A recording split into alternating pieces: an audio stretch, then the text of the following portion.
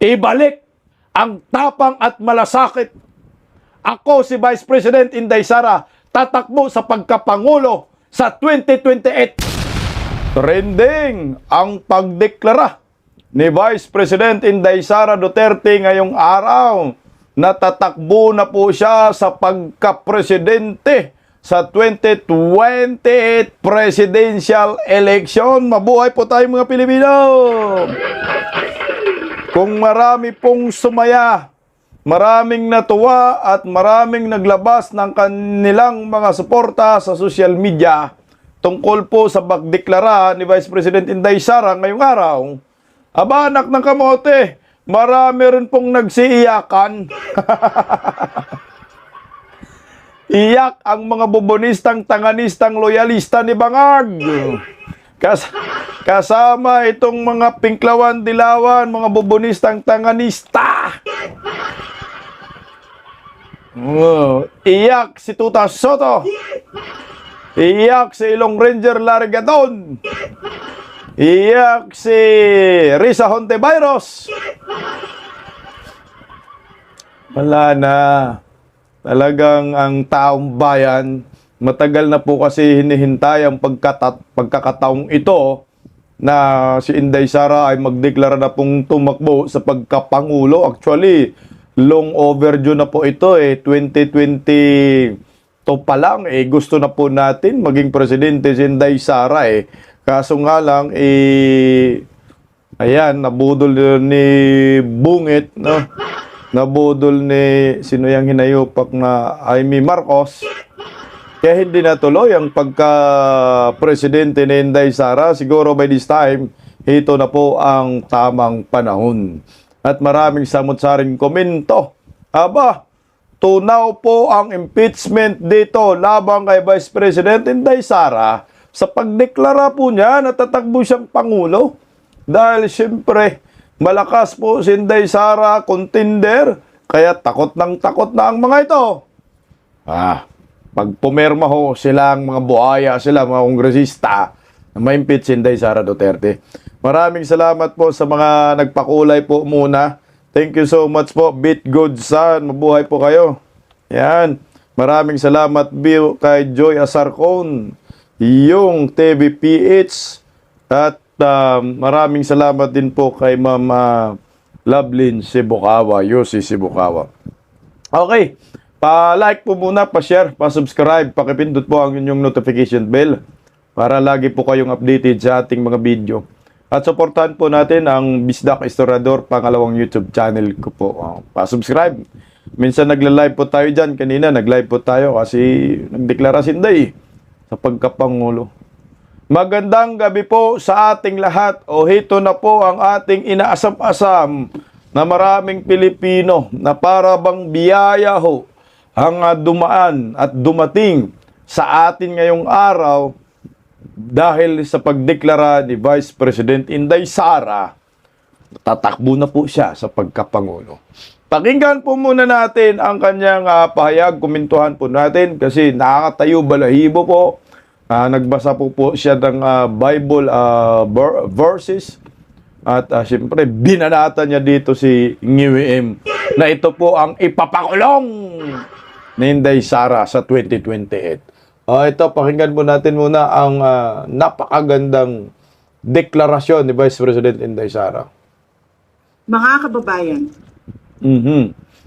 humihingi ako ng paumanhin. Patawad kung tinulungan ko mahalal si BBM bilang Pangulo ng ating bansa.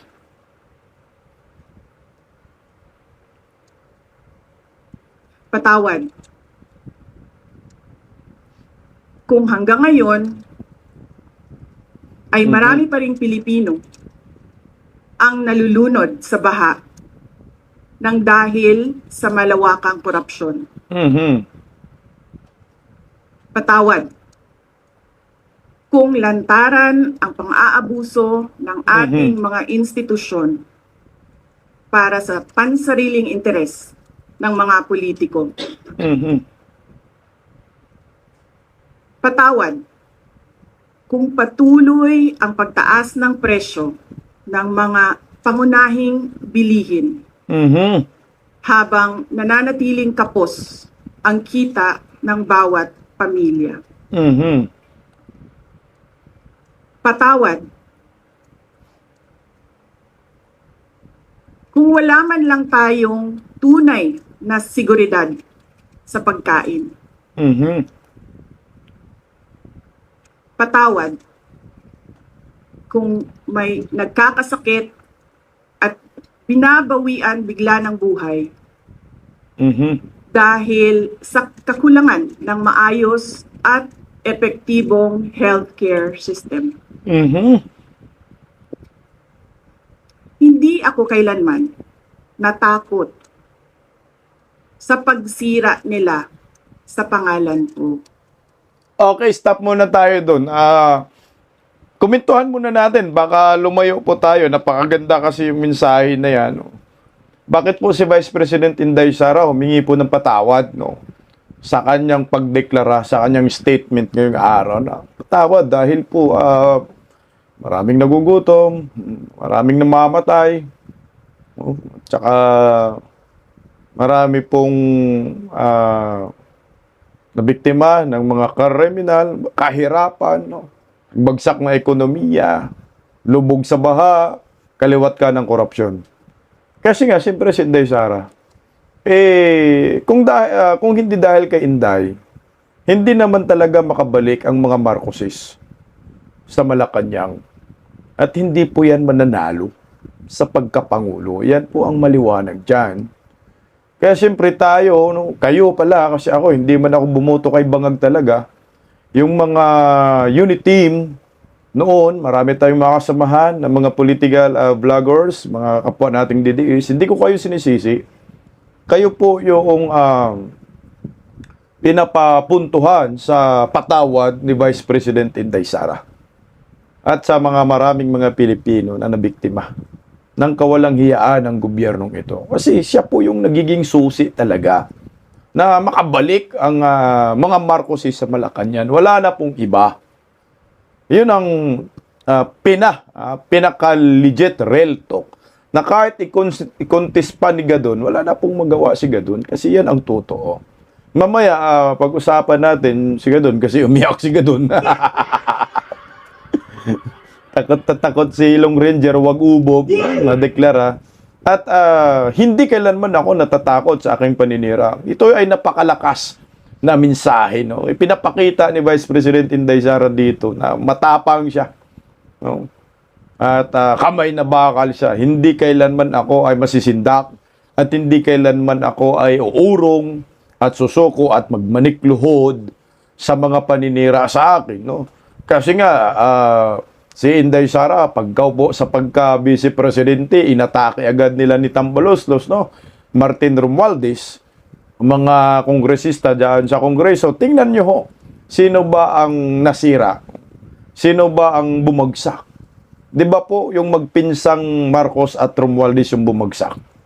Si Tambaloslos na nagpaulan ng akap, o nasa na ngayon? Nagbumirang. Ayan na, bagsak na, sira ng kanyang pangarap maging Pangulo. Itong si Bongbong Marcos, nasa na ngayon? Nagka-diverticulitis na. Bagsak ng tiwala ng taong bayan, nangangayat na pareho yung magpinsan. Nagbumirang. Dahil sila po ang tunay na mga kurakot. Tuloy po, Day. Ngunit, Mhm. may takot ako para sa Sa bayan. ating mga anak. Mhm. May takot ako para sa susunod na henerasyon. Mhm. May takot ako para sa mga kababayan nating Mhm. walang bahay sa ibang bansa. Mhm. Walang pangalawang pasaporte, Mhm. walang ibang matatakbuhan kundi ang Pilipinas. Mhm. Kahit ito'y patuloy na nalulugmok sa kahirapan. Mhm. Na ako'y kahadlok. Nga moabot ang adlaw Mhm. na dawaton na lang nato ang kapobrihon isip, kapalaran. Stop muna tayo doon, ha. Natakot ako na tanggapin na lang natin na ang kahirapan ay isang kapalaran. Kumbaga, ito na po talaga yung destiny ng pagka-Pilipino, ng ating bansa, na tayo po talaga ay mahirap. O takatatak na po sa kasaysayan na mahirap lang tayo habang buhay. So, mukhang ito po yung sinasabi ni Inday Sara na magiging magiging usual na, sige, mahirap na lang tayo. O sige, tama na lang. Mga kurakot mga nasa politiko. Nabanggit ni Vice President Inday Sara, natakot siya. Iniisip ko yun, no? Bakit nabanggit ni Inday Sara? Natakot ako sa mga Pilipino na walang bahay sa ibang bansa, walang pasaporte. Ang iniisip ko po dito, malamang pag magkaroon po ng digmaan, no? Pag nagkaroon ng digmaan, wala pong mapupuntahan tayong mga Pilipino. Kasi ito sa Sigalot, sa West Philippines, kasi ang direksyon ng foreign policy ng gobyernong Marcos talagang nagpo-provoke sila ng gulo dyan sa West Philippines sa pagitan po ng China. Magkaroon po ng digmaan, tama nga ho naman, kagaya po ako, wala akong pasaporte. Kagaya po ako, wala po akong bahay sa ibang bansa. Saan po ako tatakbo? Saan po ako lalayas? Wala akong malayasan, Pilipinas lamang So ito yun, yung punto ni Inday Sara, pag nagkadigmaan, pag nagkaroon ng sigalot, kasi nga gulo naman ngayon talaga, China at Pilipinas, dahil sa palpak na foreign policy ni Vice President Inday Sara Duterte. Tama, ito, tuloy po natin. Nga maanad na ta sa sayop. Maanad tayo sa sayop. Nga mawad-an na lang ta og paglaom. Masasanay na lang tayo sa mali, parang mawala na po tayo ng pag-asa. Yan na po yung pero yung statement dito ni Inday Sara, binibigyan tayo ng pag-asa, no? Pag-asa ng bawat Pilipino. Tuloy. Ug labaw sa tanan na ako'y kahadlok.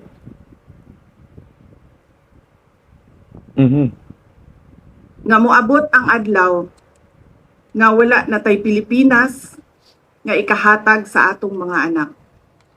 Okay, at lalo na daw, higit sa lahat, natatakot siya, baka wala na po tayong Pilipinas, no? Na madatnan, wala nang Pilipinas na madatnan ang ating mga anak. No? Kasi nga, lubog na tayo, no? Tapos sinakop na tayo ng China. Kasi makipagdigmaan si Bangag. Oh. Wala ka na talagang Pilipinas na maabutan. Mga next generation kasi nga bagsak ng ekonomiya. Alam mo, ganda po ng mensahe ni Inday Sara kasi hinalo niya. So yung pagka-Bisaya na pagka-Mindanao inilabas niya. Nagsalita siya po dito ng salitang Bisaya. So yan ay importante po yan para po sa nare-representa niya ang mga Bisaya sa national. Ito po yung maliwanag po. Iba pa dyan, hindi nagbibisaya. Pero si Inday Sara talagang proud Bisaya, proud Mindanaoan. Ako yung magiging susunod na pangalawang Pangulo from Mindanao. Ayan, next kay former President Duterte. Ay, susunod na pangalawang Pangulo nga. Next, second President. Hindi Vice Presidente, sabi ko. Tuloy. I cannot kneel before each and every Filipino to beg for forgiveness. Instead, I offer my life, my strength, and my future in the service of our nation. Mga kababayan, ibalik natin ang tapang at malasakit para sa Diyos, sa bayan, at para sa bawat pamilyang Pilipino. Ako si Sara Duterte, tatakbo bilang Pangulo ng Pilipinas. Okay, yun yung mahalaga, yung ending. Okay, bibigyan natin ng kaunting buod ang sinasabi ni Vice President Inday Sara Duterte. Pinapaliwanag niya dito na ang nangyari sa ating bansa hindi na maganda. Pinapaliwanag niya dito na ang Pilipinas nakaranas ngayon ng kahirapan. Pagbagsak na ekonomiya, nakaranas ng kagutuman. May mga namamatay dahil sa weak healthcare system natin at nanganganib magkaroon ng digmaan, yun po yung ano natin dyan, yun yung mensahe ni Inday Sara. So ngayon, sabi ni Inday Sara, handa po ako, andito ako. I-offer ko yung sarili ko sa mga Pilipino para ayusin natin muli ang Pilipinas. Ano yung pinakaano ni Inday Sara dyan? Political trademark. Yun din yung ginamit ni Tatay Digong. Ibalik natin ang tapang at malasakit. Kasi nga po tayong mga Pilipino alam po natin na hinahanap-hanap pa rin natin until now ang Duterte type of leadership. Duterte type of leadership. Kaya ito, alam ni Inday Sara yan. Kaya hindi na po gumawa pa si Inday Sara ng iba pang brand, political brand, kundi yung kamay na bakal. Kasi hinahanap po talaga natin ang kamay na bakal. Ibalik po natin ang tapang at malasakit. Ibalik mo dahil ang tukhang 2.0. Ubuhusin mo lahat ng mga durigista, anak ng kagwang. Pag-asa ang hatid ni Vice President Inday Sara. Parang ang sinabi ni Inday Sara, huwag kayong mawala ng pag-asa. Sa kabila po ng unos, kahirapan, kagutuman, korupsyon sa nangyayari ngayon under Marcos admin. Relax lang kayo. Andito ako. Ibalik natin ang tapang at malasakit. May pag-asa pa tayo sa 2028. Aray ko, gadon! Ay! Anak ng kamote, no? Pagkatapos po ni Vice President Inday Sara mag-preskon, naka-block si Inday Sara, nag-preskon din itong hinayupak na Hontivirus. Wala na, virus.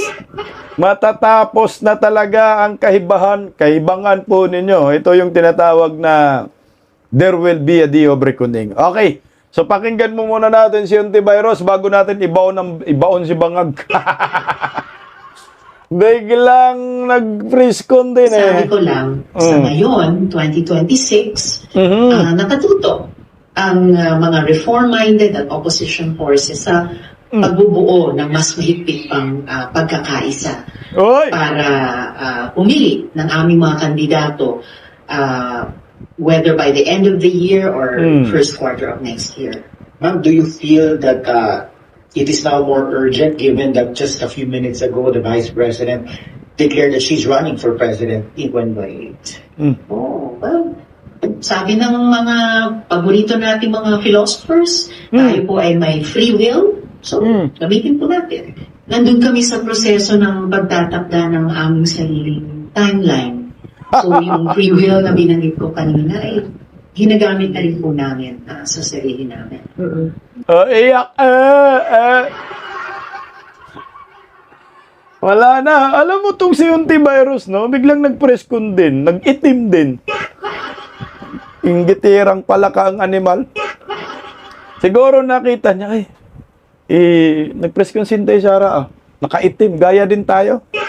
Kaso hindi bumagay sa kanya yung itim. Hindi siya prinsesa tingnan, kundi impacta. Ay, queen pala siya.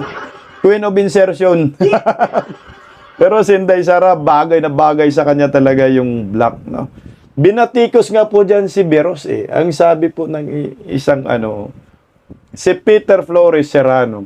Nag-preskon din si Senator Risa Hontiveros at nag-block din siya. May kakaibang sapi talaga itong si Madam. Sapi, di ba, Hontiveros? Sapi ang inggit. Inggit talaga yun. Wala na, hanggang pangarap na lang yung gustong mangyari ni Hontiveros na magiging Pangulo ng Republika ng Pilipinas. Ngayon pa lang, kita mo na po ang response ng maraming Pilipino. Overwhelming ang suporta. Mamaya, may pakita po ako sa inyo na post ng mainstream media. Magulat ho kayo. Ito, nagbigay din ng reaksyon si Tuta Soto. Mukhang nabigla dito si Tuta Soto. At ang sabi niya, magiging impartial daw ang kanilang investigasyon sa impeachment. Kung sakali makarating ang impeachment, malabang kay Vice President Inday Sara sa Senado, wala na nga ho. Yan, tunaw na nga. Ito, pakinggan natin si Hiyaking Tuta Soto din, The senators are expected to be impartial always, no Ah. matter who is going to be charged or kanino mang articles of impeachment ang sumampa sa atin. We are expected to be impartial. So kahit kandidato, hindi kandidato, kahit sino ba yan, doesn't matter. Tsaka you're talking of Impartial na ngayon, ha? Putang ina, lo mo. Mukhang kumambyo na dito si Tuta Soto. Tangina, maging presidente talaga yun dito. Wag. Umasa ka pa na may impeachment darating sa inyo. Wala na yan, durog na yan, oh. You're asking me about something that might happen in 2028, October of 2028. Ask me that question in October 2028. October 2028, lo. October 2028, Mayo man ang eleksyon dong. Bakit October 2028? 2027, October, filing of candidacy. Anak ka ng gagawang school bukol, one ball talaga, oh. May filing na. Kasi ngayon, everything else is speculation. Everything else is Ano ba, filing sa 2028? Wala na. Mag-eleksyon na tayo sa 2028. Ang filing sa 2027. Tingnan mo, Tuta Soto, 2022 election, 2022 ng presidential election, di ba? 2022, 2023, 2024, 2025, 2026, 2027, 2028. These 6 years, di ba? 2027 ang filing. 2028, yun na yung election. Ang obob mo! One bull! Uy! oo daw. Niya, isn't it too early, SP? Yung declaration niya ng pagtakbo? Ay, kanya-kanya ano yan to each his own. Diba? Siguro, ang sasagot pa ng iba, ang nabasa ko sagot ng iba is, as if we didn't know. As if we didn't know. Preparations ako for 2028 election. Sino? NPC. Wala. Anong too early? Alam nyo mga hunghang ngayon, no? Anong too early? Ang pagdeklara ni Vice President Inday Sara. Tamang panahon na nga ho yan, eh. Long overdue na nga po, eh. Bakit ba si Ontiveros ang aga po niya nagdeklara na tatakbo siya sa pagkapangulo? Hindi man ninyo binatikos. Hindi naman ninyo sinabi na pakaaga. Mas nauna pa si Ontiveros, ha? Nagdeklara na tatakbo siya sa pagkapangulo. Yan ang maliwanag dyan. Kaya kayong mga kaliwang grupo, huwag kayong magsiiyakan. Diba, si Ontiveros nagpa-interview doon. Sa mainstream media ba yun? I think kamag-anak din niya yung host na yun. Pia Hontiveros ba yun? Sinabi niya na, at saka yung meron parang artista na nag-interview sa kanya, sinabi niya, tatakbo siya sa pagkapangulo. Ba't kayo nagsiiyakan? Kagaya po nitong iyaking mga makakaliwang grupo na to. Ito, Well, in my head, this is a distraction. Supposedly, ang taong bayan, ang mga kongresista, ang mga ahensya ay naka-gear, no, na i-pursue ang pananagutan hanggat sa dulo nito. Pero meron ngayong nilabas na announcement that is premature and providing intention na may higher ambitions si VP Sara Duterte. At this point in time, hindi ito ang premature, higher ambition, si VP Sara Duterte, lulo mo, kulot, ang bubo mo, ay ang boba pala, Vice President yan, eh. Ano ba ang next sa Vice President? Di ba President? Anong higher ambition? Wala na po, na itinadahan na po talaga kay Inday Sara yan. Kahit anong kudaho ninyo, mga kabayutan party list. Presidente na si Inday Sara, tanong na dapat sinasagot ni VP Sara Duterte. Ang tanong ay nasaan ang kinurakot na pera ng taong bayan? Paano ito ibabalik? At kinurakot? Grabe mga sabi, akala mo talaga nangurakot si Inday Sara? Wow, kaya pala sabi ng COA, unmodified opinion, nangurakot? Hanapan nyo si BBM, ang kawatan. ano po kayo mananagot? Yun po ang dapat na tanong na isagot ni VP Sara Duterte. All else, gaya po ng pag-indicate ng higher ambitions, they are distractions. Obstruction lang daw. Alam nyo po, ikukurik natin kasi sinabi niyang kinurakot eh. Pag sinabi mong kinurakot, napatunayan mo na talagang nangungurakot.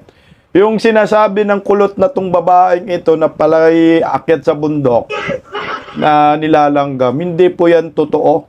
Yan ay matinding akusasyon, no? Paninira lang. Walang korupsyon na nangyayari. In your dreams na may korupsyon. Alam nyo, hindi na po talaga mangyayari yung impeachment na niluluhuran ninyo at binabasbasan. Huwag na nating pakinggan itong isang salot din ho ito. Nilabas ko lang yan ng konti.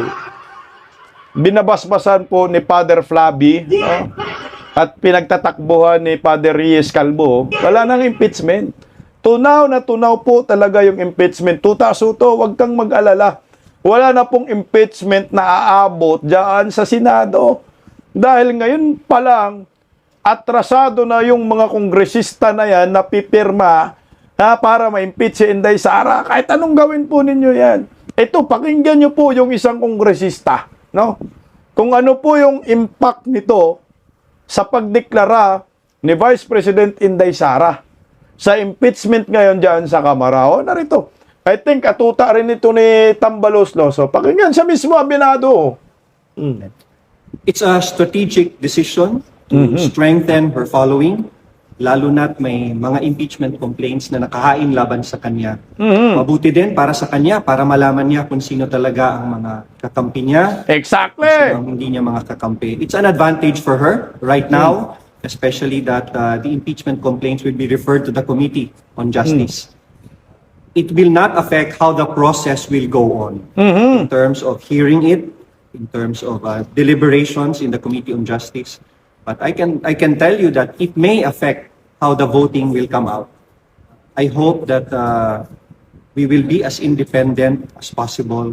Mas mabuti na yung malaman ng mga taong we are doing our constitutional duty in processing impeachment complaints. But we have to overcome this political exercise and do something for the country na hindi lang impeachment ang nilalapit nyo sa amin para sa balita. Ayan. O, ayan, no? Ano na sinasabi dito? Tuta Soto. Nakakamuti, wala na yan. Kulot. Rinikulot. Riniko. Lot. Riniko. Rakot. Wala nang impeachment, makaka-apekto daw ang sinabi, pagdeklara ni Vice President Inday Sara sa mga buto, no? Kung paano bubuto ang mga buhaya dyan sa Kongreso. Siyempre, anong sabi niya? Advantage kay Vice President Inday Sara. Yung, ewan ko kung tuta yun ni Tambalosos, kay mukhang pabor man kay Inday Sara yung sinasabi niya. Statement to, hindi ko kilala yung kongresista na yun. Pero, pabor kay Inday eh. Na talagang tama, advantage kay Inday Sara dahil malalaman niya kung sino yung magiging kakampi niya. Sino yung mga traidor, sino yung mga political butterflies, political junkies, na tatalon-talon lang at pupunta po doon sa kampo ni Vice President Inday Sara at sino po talaga yung galit sa kanya at makikita ho yan. Alam naman po natin yung mga Marcosist na yan, si Sandro, si Romualdez, ayan, sila po ang magmaniobra dyan para makalikom ng pirma. Kaso balita po natin, kulang na po ang pirma ng mga bugok.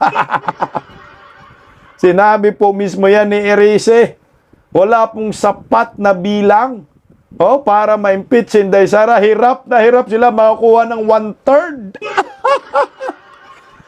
Paano na po ngayon? Lalo na po ngayon. Nagdeklara na po si Vice President Inday Sara na tatakbo sa pagkapangulo. Siyempre, kung ikaw namang kongresista nakikita mo, anak ng kamuti, hindi pwede ito. Napakalakas ni Inday Sara. Pag pupirma ako ng impeachment, pag naging presidente si Inday Sara, sure naman talaga, tapos ako manalo. Anong mangyayari sa akin kung manalo? Kung bubuto ka kay Inday Sara, kung bubuto kang ma-impeach si Inday Sara, malalaman ni Inday, malabong manalo ka rin. Magbo-boycott ang mga constituent mo dyan, yung mga butante sa lugar mo, hindi ka talaga ibubuto. panigurado, shot ka sa inidoro at manginginig na ang bitlog ninyo. Gagaya si Gadon, nang gagalaitin na ngayon kay Inday Sara, hanggang kagadon.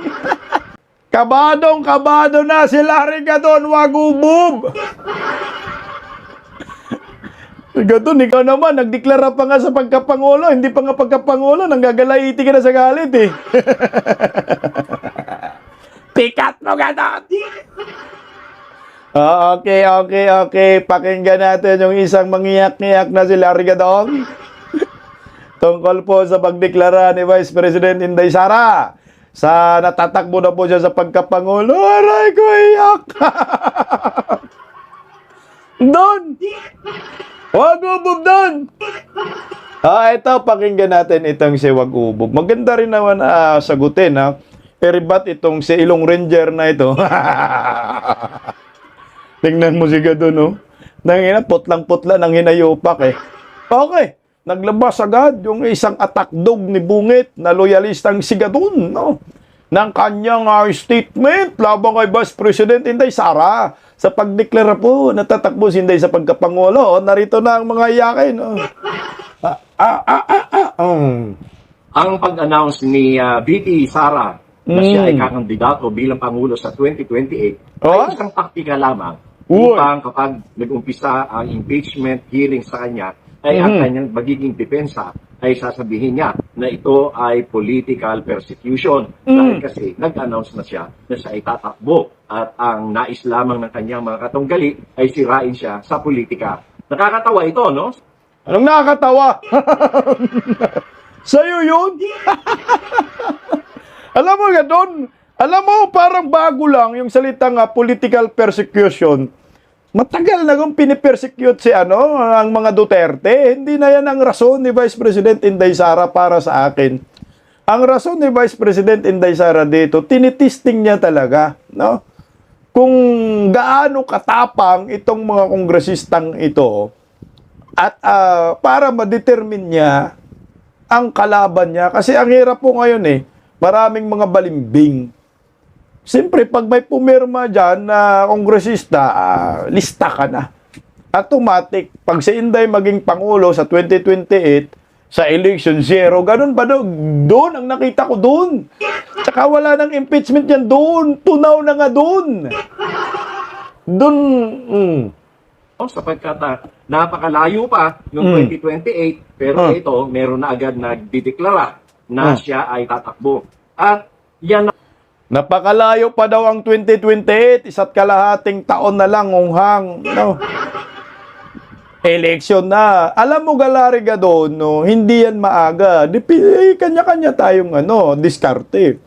Alam mo, si Hontiveros nga nagdeklara, hindi kayo kumupal kasi kakampi ninyo. Hindi kayo umiyak. Si Inday Sara nagdeklara ngayon, mangyak-ngiyak ka, pati ilong mo umiyak. Tumulo ba? Tuloy. naman ay talaga namang alam na ng mga Pilipino na hindi naman siya mananalo. Dahil unang-una, ang Philippine politics is divided only to two major camps. Hindi daw manalo si Inday Sara, pero ngayon galit na galit. Takot na takot, buwang ka Gadon. Kung hindi manalo si Inday Sara, bakit ka nagre-react ka kagad? Sarap mo pitikin ilong mo. Sige nga, tuloy lang natin konti. That is Marcos and Aquino. Ang mga Marcos, natural, hindi na siya iboboto. Hindi siya iboboto ng mga Marcos loyalists at ng mga Ilocano na solid north na hanggang Mindanao ay napakaraming Ilocano. Tanga nito, no? Sabi niya, ang two major political lang daw counts, Aquino lang ang mga Marcos. Noon yun Gadon. Parang ngayon ka lang kagising mo lang siguro, no? Kakasinghot mo lang. Noon yun, aminado tayo. No, sa panahon pa yun ng 1986, no? At saka nung martial law. Sa panahon noon, Aquino talaga at Marcos lang. Yan lang naglalaban-laban. Sila po ang nagpapahirap sa bayan, no? Sila po ang nagsalaula, nagpalubog sa bansang ito. Kinurakot ng magnanakaw, yan, utang kaliwat kanan. Sila po yan, Aquino at Marcos. Noong 1986, napatalsik yung Marcos. Simula nung napatalsik yung mga Marcoses, nakuha ng Aquino ang Malacanang. So that time, 1986, Marcos Aquino.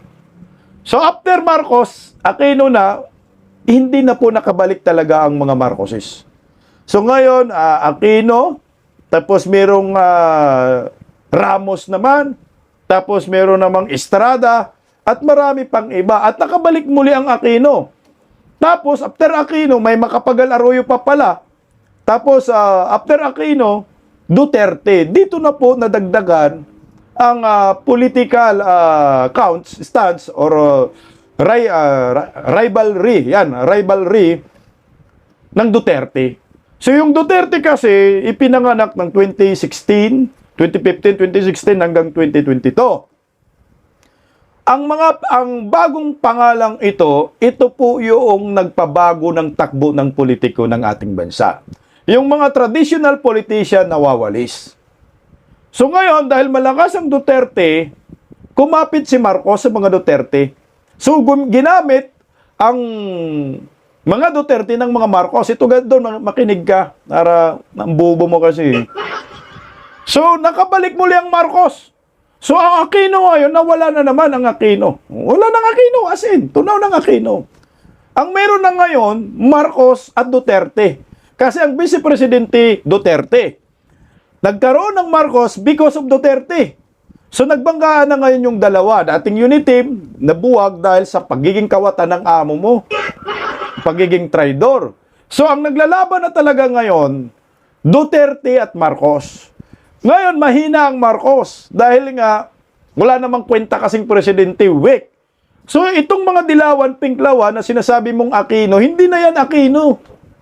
Yung mga pinklawan na yan, kulay na lang ho yan. Patay na yung Aquino eh. Lene Robredo siguro, yan, pwede pa. Merong bam Aquino, pero hindi na sulit. Sumasakay na lang, naglalaro. Nag-attempt sila makabalik. Yung ngayon, itong mga Aquino, mga pinklawan-dilawan na di umano'y katas ng mga Aquino, makikipag-merge ngayon sa mga Marcoses. Kain suka nga tawag sa kanila. So ngayon, ang magkakampi ngayon, mga Marcoses, mga dilawan, pinklawan, against Duterte. So Duterte ngayon, ang pinagtutulungan, at aminado po yan si Risa Hontiveros, ang pinakamalakas na kandidato sa 2028 ay si Inday Sara Duterte. Kahit anong paliwanag mo ka doon, hanggang dyan ka lang, mangyak-ngyak ka na lang, hinayupa ka na ilong ranger. Anong hindi na ibubuto ng mga Marcoses? Meron kayong supporter? Mga Romualdez, meron kayong mga kawatan? Anak ng kamuti. Wala na doon. Hanggang dyan ka na lang. Real talk na lang po tayo. No? Huwag kayo maniwala doon kay Gadon. Ilong ranger yan. Ang pinakamalakas na kandidato sa pagkapangulo, Inday Sara Duterte. Lahat magsanib, pwersa pa kayong mga demonyo kayo. Gadon, Soto, wala nang mangyayari sa inyo. Kaya nga ngayon nanggagalaiti sila, no? Nagdeklara daw maaga si Inday Sara. Kagaya itong si Tinyo. Binati ko si Inday Sara. Sabi, 2026 pa lang, nag-anunsyo na siyang tatakbong presidente. So, pinakita na wala siyang inatupag, kundi pamumulitika. Kayo po ang namumulitika. Bakit po si Hontiveros hindi nyo pinuna na mas nauna pang nagdeklara sa pagkapangulo? Walang sumuporta, di ba? Kasi mahina. Pero kay Vice President Inday Sara, makikita mo na buong mundo nagsadya ngayon, nag-celebrate ngayon, masaya sa pag-announce ni Vice President Inday Sara na tatakbo siya sa pagkapangulo. Patunayan ko. Eto. Nakita nyo ba ito? Meron po mainstream media. Agad-agad po ang Daily Tribune nagkaroon ng survey sa kanilang FB page. Ang tanong po dyan, Vice President Sara Duterte as President sa 2026, like pwede, hard yes, yung nakasimangot, hard no. Yung merong nagluha, Diyos ko, awa na lang. Yung nakatawa, aalis ako sa Pinas. Tingnan mo survey ng mga dilawan ito. Dito ko napatunayan na si Inday Sara mahal po ng buong mundo. O eto, tingnan mo ang resulta. Ayan, ewan ko ngayon, mataas na siguro ngayon ng ang reaction at yung votes. Tingnan nyo po ha. Ako, nag-heart ako dyan, siyempre. Tingnan nyo po, iyan po ang resulta. Ay, sorry. Balik. Ano natin? Yung resulta. Bilis. Okay. Ayan po yung resulta. Tingnan nyo po ha. 169,000 reaction. 119 naka-heart. Anong sinabi ng 119? Hard yes, gusto-gusto namin na si Inday Sara tatakbo sa pagkapangulo. So merong sobra, yung 15,000 naka-like. Pwede. Pwede. So ibig sabihin, 15,000 plus 119,000 ay mga more or less sa mga 140, mga more or less 140. 134,000 ang gusto po na si Vice President Inday Sara ang tatakbo sa pagkapangulo at maging presidente sa 2028. Merong ayaw naman, nakasimangot 21,000. Ilang porsyento lang yan? Tingnan mo. Mainstream media, dilawan na dilawan. Ang resulta, gustong-gusto ng netizen na maging pangulo si Vice President Inday Sara Duterte. O ngayon, iyak na ba ka doon? Mga bubunisang tanganisa, hindi ba, Eros? Advance na ba? Hindi na po ninyo matitinag at hindi na po ninyo mapipigilan pa. Ang ganda ng mensahe ni Vice President Inday Sara. Ibalik ang tapang at malasakit. Ako si Vice President Inday Sara, tatakbo sa pagkapangulo sa 2028. Anong reaksyon ninyo dyan? Basta ako ngayon, nangangampanya na po ako sa inyo. Sa lahat po ng subscribers ko sa YouTube channel, sa Facebook, sa TikTok. Vote natin si Inday Sara sa pagkapangulo dahil ang boto natin sa 2028 ay tatawagin nating revenge vote. Sigurado landslide ang pagkapangulo ni Inday Sara. Paggising sa umaga, tanghali at gabi, nakikita ko ang post niya, ang hapdi. Paano nga ba to? Di ako makatanggi. Watch ko na lang at isipin ng mabuti. Disdak Pilipinas. Disdak, tinig ng katotohanan. Sa bawat vlog may laban sa kasinungalingan. Mulat ang mata, gising ang masa. Disdak Pilipinas, para sa bayan, gumigising sa diwa. Sa likod ng kamera, tapang ang dala, walang sinasanto kung mali ang gawa. Hinay-hinay, pero palaban. Boses ng tao sa digital na labanan. Disdak, tinig ng katotohanan.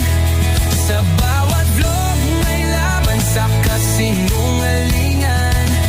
Mulat ang mata, gising ang masa. Disdak Pilipinas, para sa bayan, gumigising sa diwa.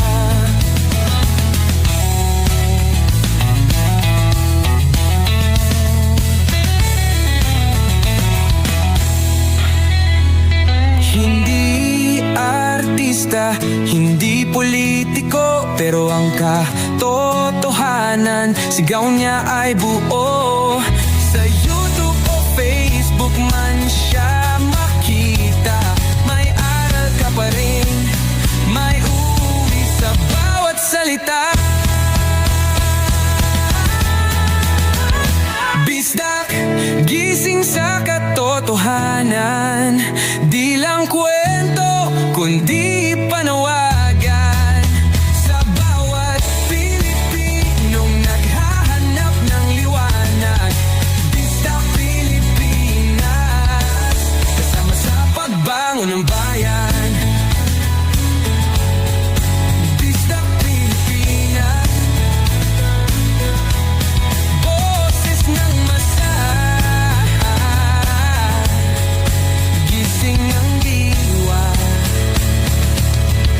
ilog mo, may pag-asa.